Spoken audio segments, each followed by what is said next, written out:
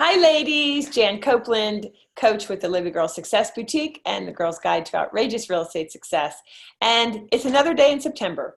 And so that means we're bringing to you inspirational life transformations from 30 handpicked amazing women, friends of mine that I know as they share from their heart, you will be inspired because perhaps you're going through something similar or you're going through a tough time and you just need that pick-me-up.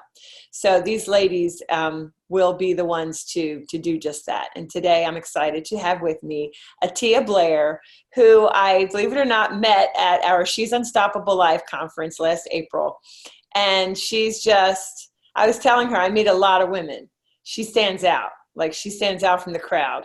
Not only is she beautiful and gracious, she's well-spoken, successful, and humble as heck.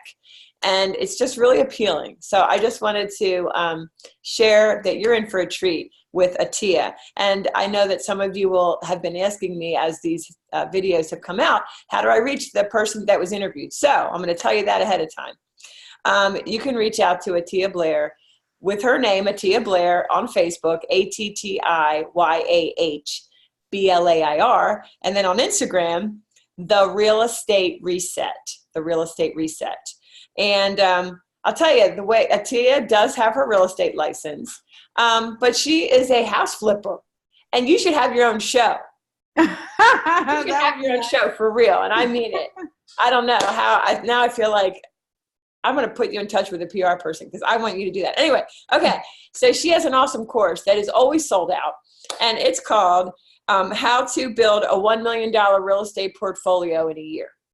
And, you know, many of her clients, if you follow Attiyah, you'll see their successes and her successes. And it's really amazing. So anyway, Attiyah is great. So Attiyah, yes. I'm going to tee it up now. So I'm going to hand this over to you and just share with us from your heart a time of transition, one or two, whatever you want to share, you have the floor. So take it away. Okay. Thank you so much for that warm introduction and for having me. So, you know, when you reached out to me and asked me about, you know, if I had a transformational story of some sort, I said, how timely as I'm coming up on my 8-year anniversary of me leaving my 9-to-5. Wow. So I know for many people, that's a goal. A lot of people don't necessarily love the work that they do. And that's so significant because we spend so much time at work, you know. So I was certainly in that bucket, you know, 8 years ago, 2011. I was absolutely miserable. Wow. At my job. It was extremely stressful for me.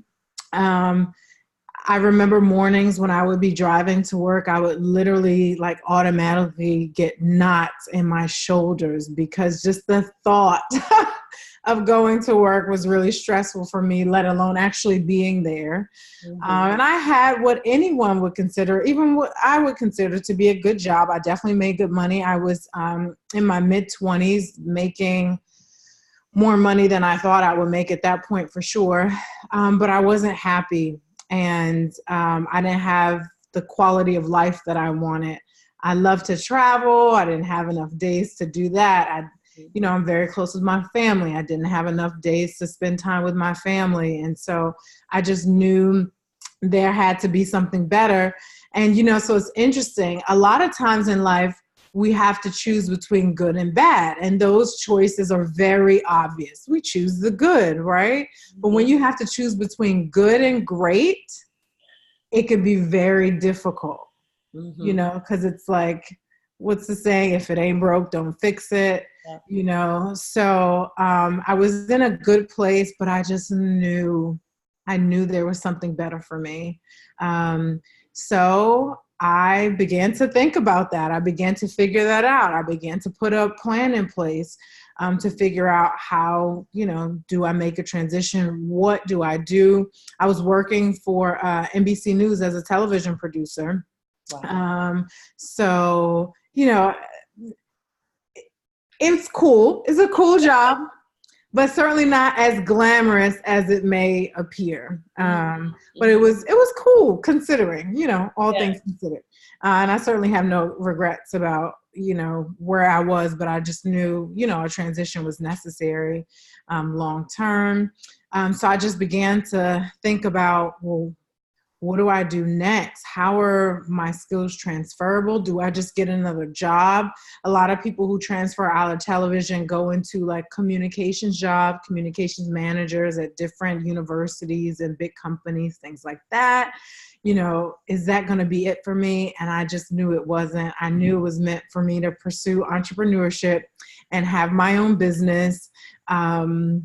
So I began to figure that out. Yeah. So I actually hired a coach, worked with a coach to figure out, what do I do next? What's the saying? What do you love to do enough where if no one ever paid you to do it, you still do it. Right, you still do it. So what's that thing? So I explored different avenues. I love to cook.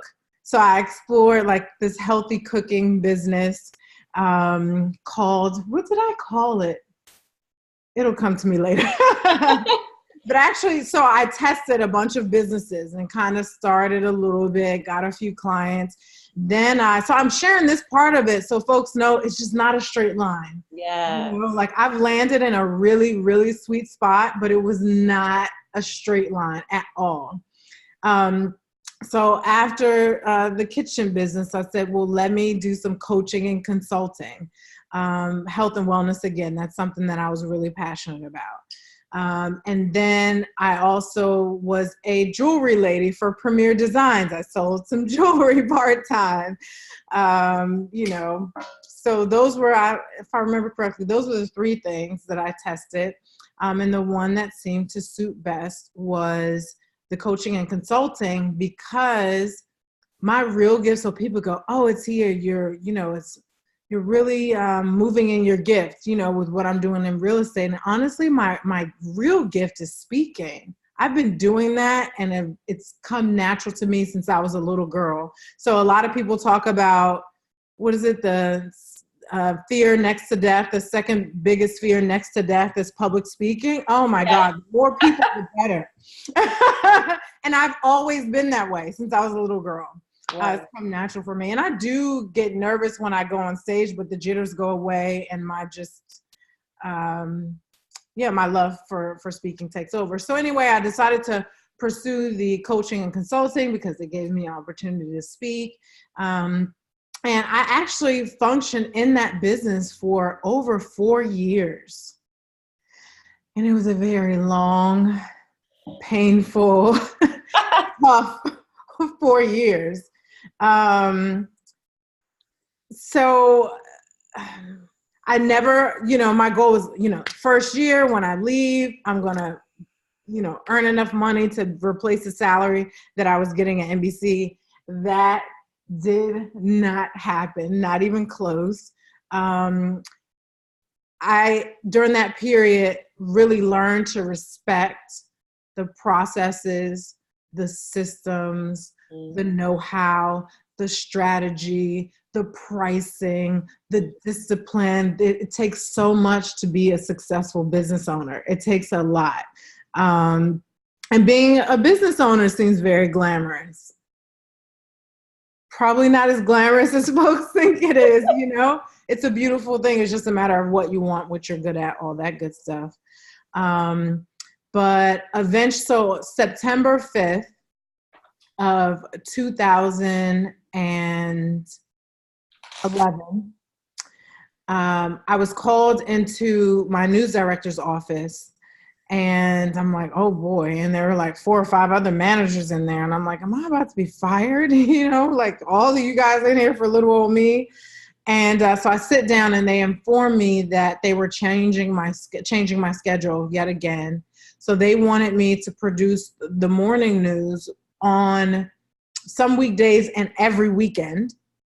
So that would require me, to prepare for the morning news, you have to come in at about 10 p.m. at night. It takes about 7 hours to put the show together. So I would come in at about 10 p.m. at night and I wouldn't be off until about 8 or 9 a.m. in the morning. And that was I think that was a Wednesday through Sunday schedule. And I just knew it wasn't for me. Yeah. It wasn't for me. And so I went outside and I cried about it, and I called my husband, and he said, honey, just leave, like submit your notice. We'll be fine. And you'll just figure it out. So you had a sweet husband. The best. The best.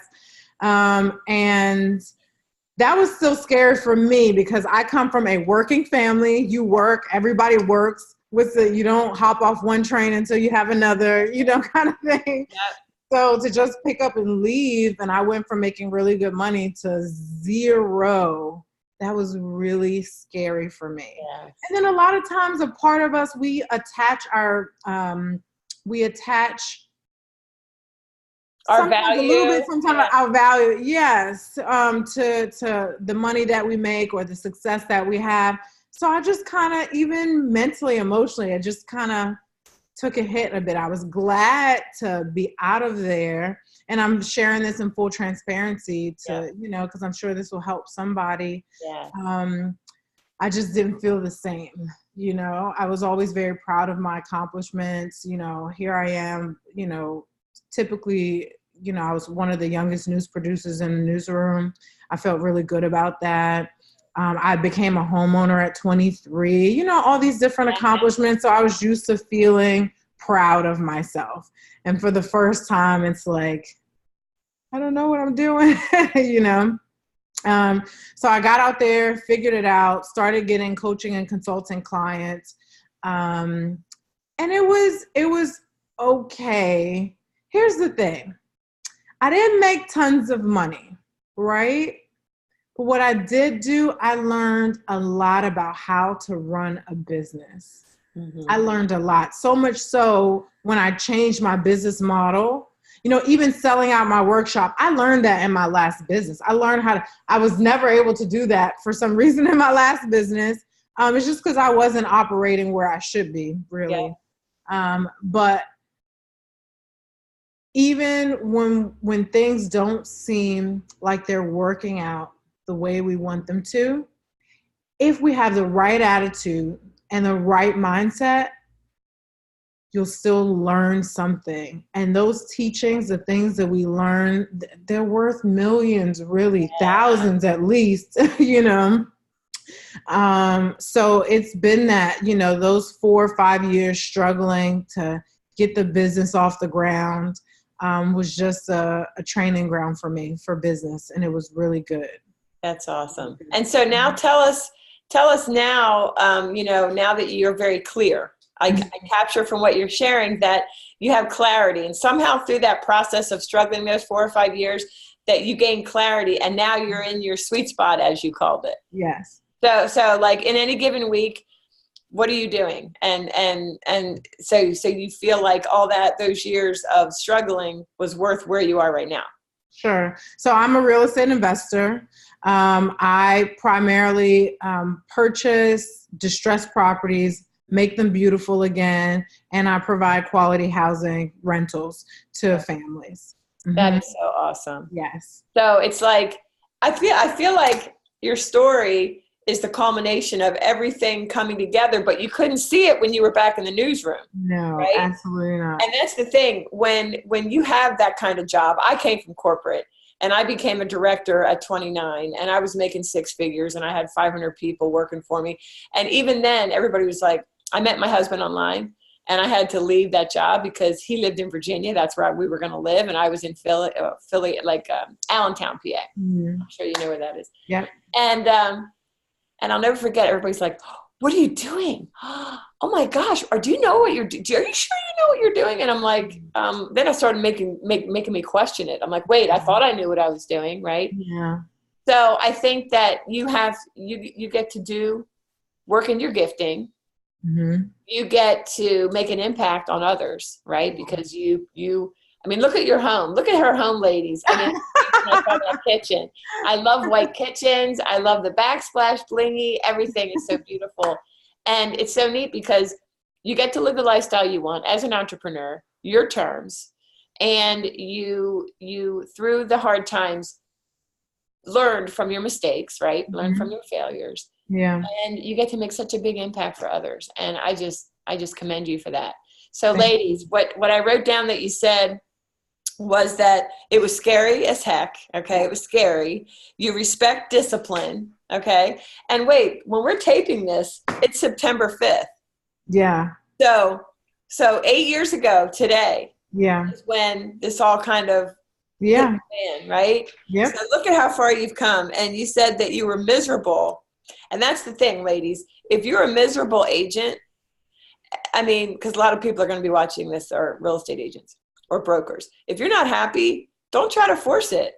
Maybe you need to get out, right? Mm-hmm. But if you are doing the 9 to 5 with real estate as your side gig and you're miserable, there's a path.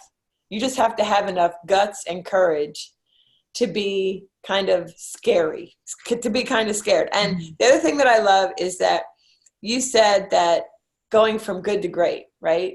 And so, but that good wasn't your good. And I think this is really going to resonate with people. You said I was miserable, but everybody else was proud of me. And at first you were probably proud of yourself too, man. Look at me. I'm a TV producer, you know, downtown in Philly. I mean, that's to me, it sounds glamorous, but you know, and so you went from good to great, but in actuality, the good wasn't your standard of good. It was like what others thought of it. So this is so encouraging for people who are doing something that others give them accolades for, but they get up thinking, oh, I have to do that. Like you said, I got up and I'm like, I have to go to this job. Yeah. So Attiyah, any last words? I just really appreciate your story and I know that it will inspire others, but any last words that you want to leave us with of encouragement? Sure. So a few things. One, don't be afraid to quit. Sometimes, so that business dragged on for so long because I just didn't want to let go of it, even though I knew it just wasn't quite right. So don't be afraid to just hit the reset button and start all over again. And then just look for clues. Success leaves clues. So really, you know, it's kind of a soul searching almost, figuring out, what am I really good at? You know, what do I love to do? What would make me happy? What do others say that, you know, nobody does it like me? You know, so just take some time to really search yourself and the answers to not just what you should do career-wise, but really in any area of your life, you know, it'll show up with some soul searching. Oh, that's awesome. All right. Well, thank you, Attiyah. You're welcome. Thanks so much for joining us. See you soon. All right. Sounds good.